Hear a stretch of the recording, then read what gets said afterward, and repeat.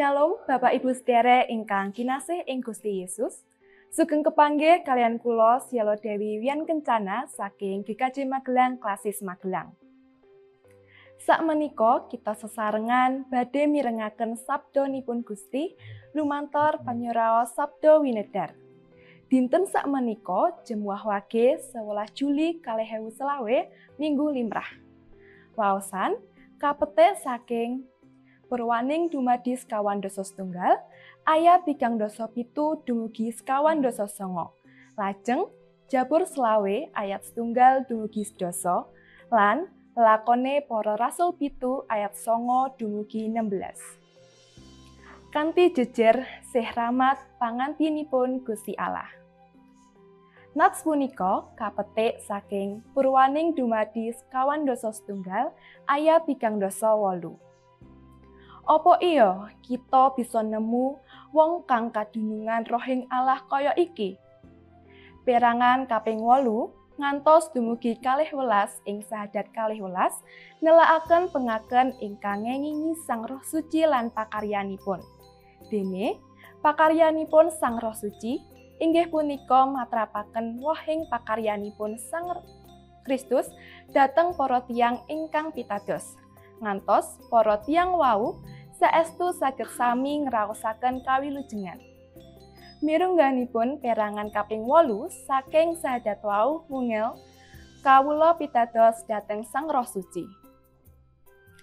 Wonten ing Prajanjian Lami, tembung ingkang kangge nyebut roh punika ruah.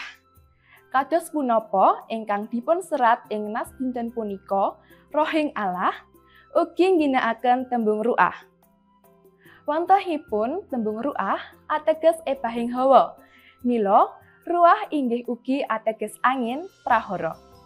Ing sarehning manawi tiyang ambekan mahanani hawa ingkang wonten ing ngajengipun keder ebah-ebah, mila tembung ruah ugi ateges napas. Boten saged dipun selai bilih ambekan murukaken tiyang gesang. Amargi saking punika tembung ruah ingkang ateges napas wau lajeng dipun tegesi ingkang anggesangi dasaring gesang nyawa malah ugi manah. Kados mekaten riwayatipun tembung ruah ingkang gadah teges rupi-rupi hawa, angin, nyawa, manah lan taksih wonten sanesipun malih.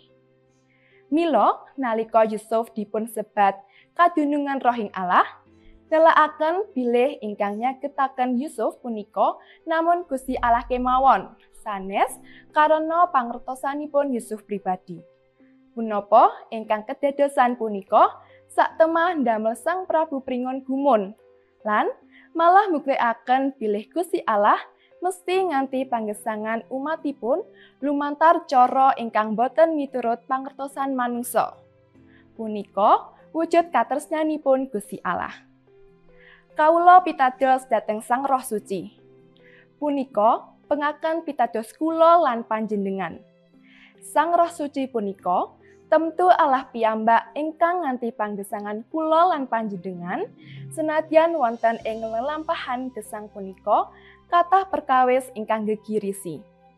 Ananing linandesan pengaken pitados punika kula lan panjenengan kedah tetep pitados bilih Gusti Allah punika mesti kagungan rancangan ingkang paling sae.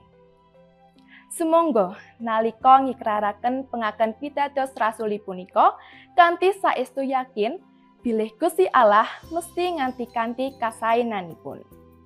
Gusti berkahi. Amin.